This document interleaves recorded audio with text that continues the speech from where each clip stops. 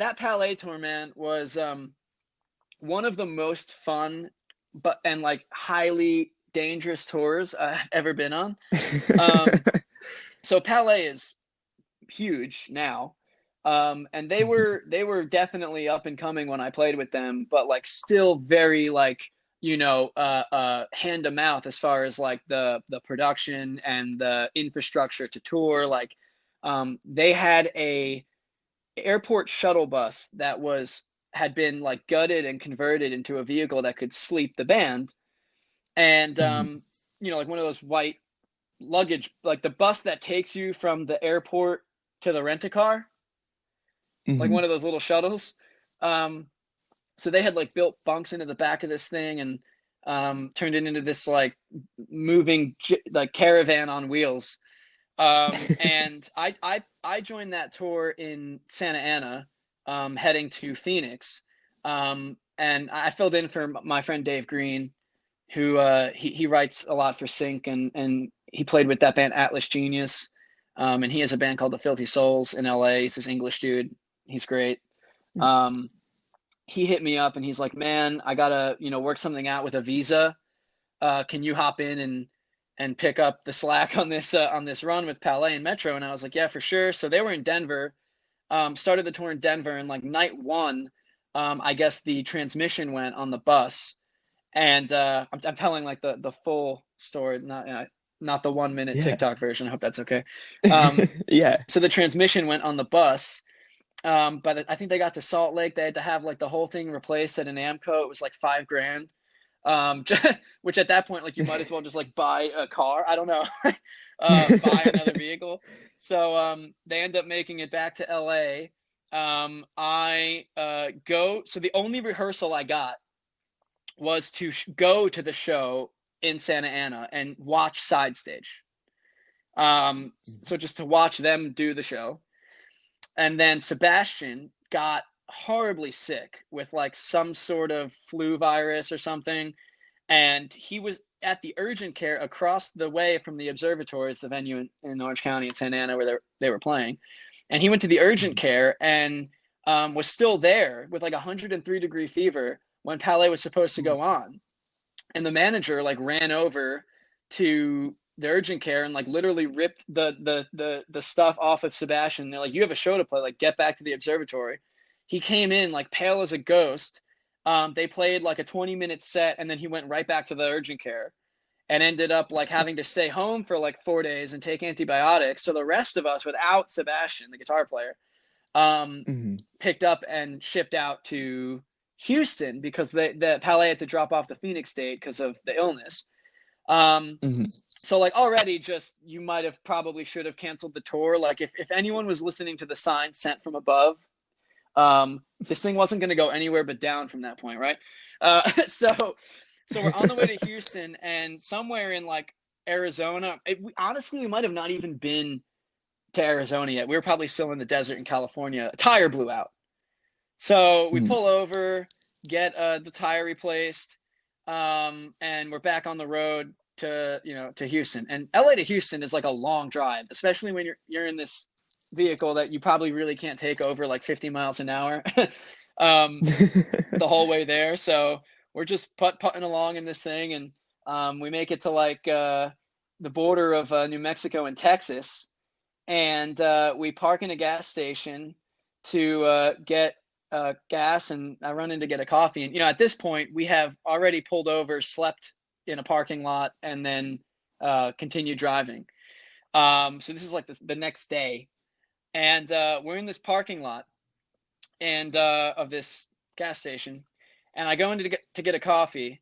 I come out, and the bus is across the highway at another gas station, parked seemingly. And like when I say across the highway, I'm talking about like 4 lanes of traffic both ways. Oh man. Um, and like heavy traffic, like 18 wheelers and. And I'm like, okay, did this gas station not have gas, or like why are they over there? That's annoying, but whatever, I'll run over there. So I like, Frogger across the highway to catch up with the bus and this other gas station. And the whole band, like Remington, the singer, Emerson, the drummer, are like keeled over outside of the bus, like huffing and puffing and like, oh my god, ah! Like, shouting. And I'm like oblivious what's going on, and no one can even spit it out because I think they were like in shock. But what had happened was the brakes failed on the parking brake failed on the bus while the pump was in. It took off and rolled across the highway through all four lanes of traffic, somehow hit nothing and was hit by nothing, with two people asleep on the bus, with Remington and Emerson asleep on the bus. And I guess Remington felt the bus moving and like in his sleep state kind of realized like it shouldn't have been moving. Um, so he jumped up to see what was going on, like in the middle of the highway, rolling across the highway, about to crash into this other gas station, and like ran up to the front and reached over the driver's seat with his hand to push the brake and stop the bus, about like 5 to 10 feet away from the front of the other Easy Mart at the gas station. Like the bus would have plowed through the gas station, basically. Oh my gosh. And he was able to stop it just in time. And we carried on, man. Like, I mean, that thing was a death trap. I don't want to ramble here, but like after that, the thing, we got in an accident in Atlanta, then the spark plugs went, then it had to get fixed at like an Amco in Tampa, because it wouldn't start. And then the bottom of the bus caught on fire on the way to Baltimore. We got in another Oh my accident. gosh. And then the way that whole situation, the way that tour concluded was that the bus got towed and impounded in my hometown.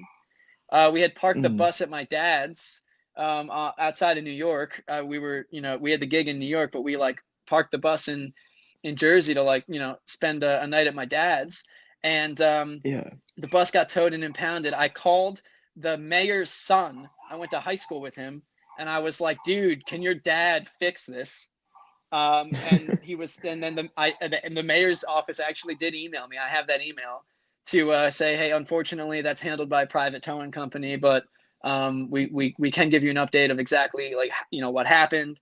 And long story short, it Mhm. was more money for Palaye to get the bus out of the impound than like the thing was worth at that point with all the money they had sunk into it. So there's a video online somewhere that they posted where we went to the impound lot, and the guy that worked at the impound lot worked with my mom, uh, small town, and was like, "We'll give you guys a couple minutes with the bus, last rites."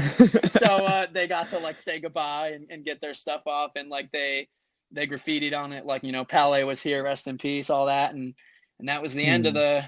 the pirate ship, they called it, man. And that was we ended up finishing that tour in a van and sleeping on benches in the van the entire way. No showers. Peace. Yeah, it was Wow. wild, man. But in your set in Atlanta, Metro did let you guys go on after um they played, right? Was that Atlanta? Yeah, that was at the Masquerade, or there's that venue in Atlanta that famously like there's like heaven, hell, purgatory. It's like three levels, and we were so late to that gig because of the accident. It was just like a honest to goodness fender bender.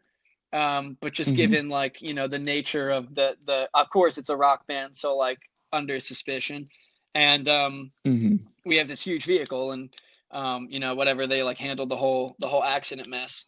But it like put us behind by like 2 hours, and that was the morning of the bus having to be fixed in Tampa. So we were going from Tampa Hmm. to Atlanta, um, and by the time we got there, it had to be like 11 p.m. But Metro Hmm. was like, "Look, guys, don't worry. Just go on after us. It's all good." So by the time we got there, like because of the curfew, we could only play for like 20 minutes. But the band Hmm. was like live tweeting, what was happening as we were pulling up. So by the time we got there, like the fans that had stayed were like waiting in the back area, like the load-in area, with like bated breath, like, "Oh my God, are they gonna make it?"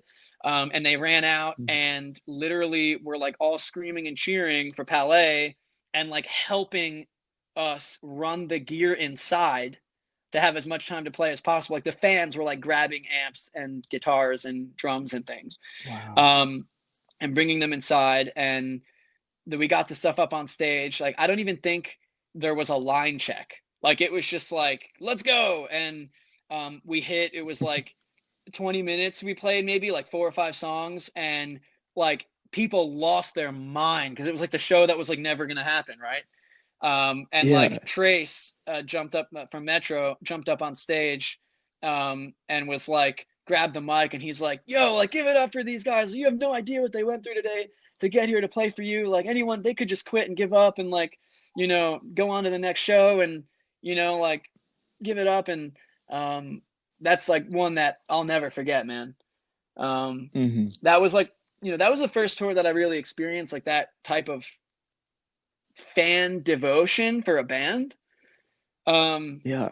which is like wild, dude. Like I that just goes to show like that there, whatever that band or artist has to say is, there's a message there that's connecting with people because these fans, man, they waited up all night. Hmm. I think we were supposed to play at like 8:30 and they're there at 11 o'clock waiting for the band to get in there and play. So I mean, props to Metro too for doing that because Yeah.